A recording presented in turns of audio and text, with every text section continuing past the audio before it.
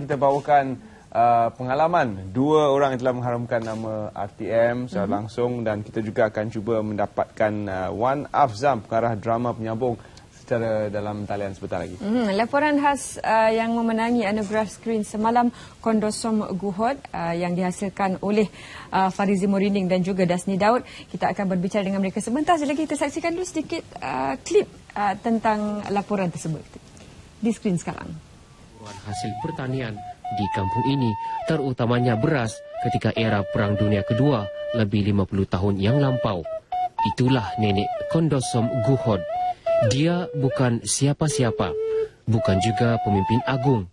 Nenek Kondosom hanya warga biasa.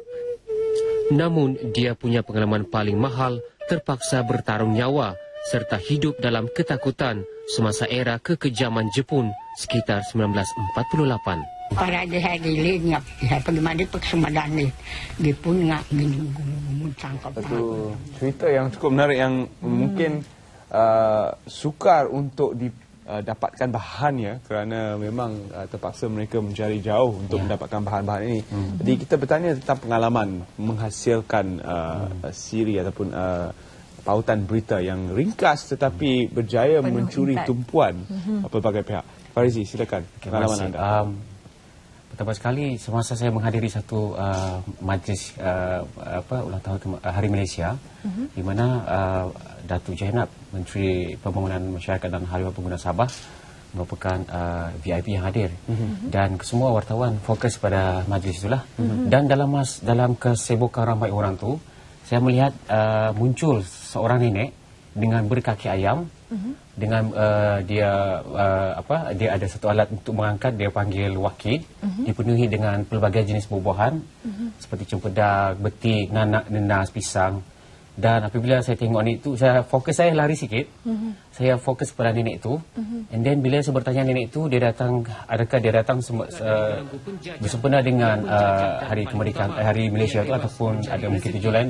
Lepas tu nenek itu dia beritahu dia datang untuk menghantar order tumpahan. Sebab majlis itu diadakan di salah sebuah penduduk kampung, dan owner atau pemilik rumah tu adalah dia punya pelanggan tetap lah. Dia hantar untuk buat macam cempedak goreng, pisang goreng. So apabila saya tanya dengan nenek itu berapa harga, saya tengok harga yang ditawarkan dia cukup murah. Dia seakan harga masa zaman 60-an, masa penjajahan Jepun.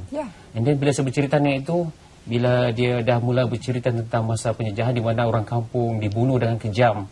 Lepas tu, dan orang kampung, padi yang diusahakan oleh penduduk kampung dirampas, dan ada yang didera dengan kejam tentera Jepun. Dan nenek itu, dia menyaksikan semua kejadian itu. Dan pada masa itulah, saat itulah sebenarnya saya terdetik di hati saya, suatu hari nanti saya mesti jumpa dan mesti ke rumah nenek itu untuk mencari apa sebenarnya rahsia kehidupan dia. So itulah dia idea. Dan semasa saya ke rumah, satu cabaran yang paling besar yang kekangan pertama yang perlu kami lalui, nenek itu sebenarnya dia ada bela anjing, dan lebih dari 10 ekor anjing yang dia ada. Jadi pada masa tu saya terfikir, saya perlu ke depan ke belakang, sebab saya dah melangkah ke depan. Jadi bagi saya, kalau sekiranya kita melangkah ke belakang, kita akan gagal. Apabila saya melangkah ke depan, bermakna saya cuba yang terbaik. Jadi apabila dengan kemerahan saya sendiri, dia pun sudah kira surrender, hampir give up, tapi dia beritahu inilah sebenarnya yang kita perlu cari.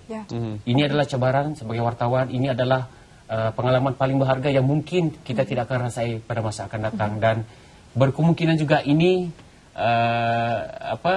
kita berpegang pada RTM sendiri, semangat perjuangan, di mana walau di mana sekalipun, sebagai wartawan, sebagai pengamal media, kita perlu dapatkan berita itu walau dengan apa saja sekalipun. Sebab kita sasaran penonton, so kita kena jaga imej jabatan. Dan bagaimana pengalaman anda semalam ketika menerima anugerah skrin ini? Dan juga ceritakan mungkin sedikit tentang bagaimana perasaan anda ketika dicalonkan terlebih dahulu. Silakan. Silakan. Dasni boleh.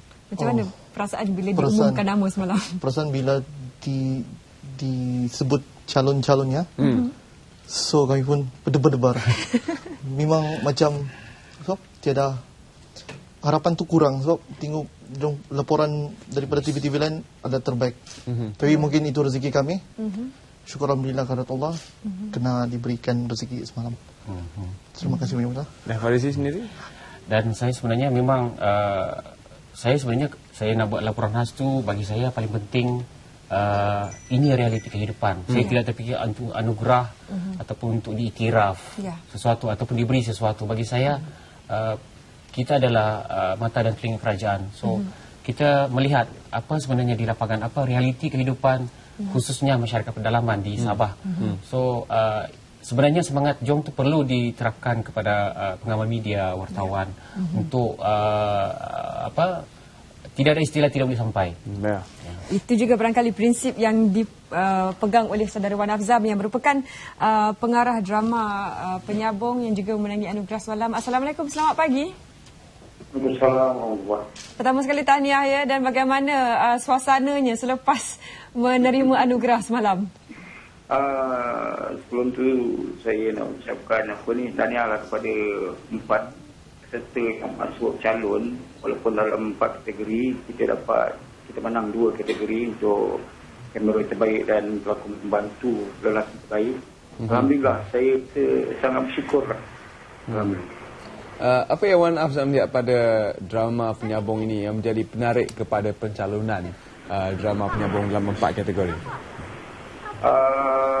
Penyambung sebuah cerita yang agak berlainan, agak unik sebab kami menggunakan latar yang sangat berbeza dengan drama-drama yang lain. Sebab kami syuting di Selong kan, tidak sama dengan drama-drama yang lain. Lebih-lebih lagi penulis skrip itu merupakan penulis Siti Jasmina, merupakan penulis skrip yang sangat elok bahasanya dalam bercerita. Jadi saya mengambil kekuatan skripnya juga untuk mengangkat karya ini. Dan bagaimana Wan Afzam melihat bakat anak muda yang memenangi pelakon pembantu lelaki terbaik yang sudah pasti mencuri tumpuan di anugerah Screen? Okey, untuk Izwan Fitri, dia sebelum ni saya ada banyak melihat dia berlakon dalam drama-drama yang lain, dan saya memilih dia untuk berlakon dalam Penyabong kerana saya melihat potensi dia untuk pergi jauh tu ada. Jadi kami bila dia pun ada minta tunjuk ajar dengan pelakon-pelakon yang senior dari dia macam K. Rahman, Amron, Ali Surati semua kan. Jadi dia sangat tekun dalam memberi komitmen untuk drama tersebut. Baik, terima kasih dan juga tahniah sekali lagi dari kami di RTM, dan pastinya ini menjadi semangat buat lebih ramai lagi penggiat filem dan juga penggiat drama sama-sama memberikan yang terbaik dalam industri seni tempatan. Juga tahniah kepada Farizi dan juga Dasni. Semoga semangat anda juga dicontohi oleh para pengamal media kita untuk memberikan yang terbaik dan juga yang asli untuk para penonton. Pasti nantikan laporan-laporan lain daripada Farizi di masa akan datang.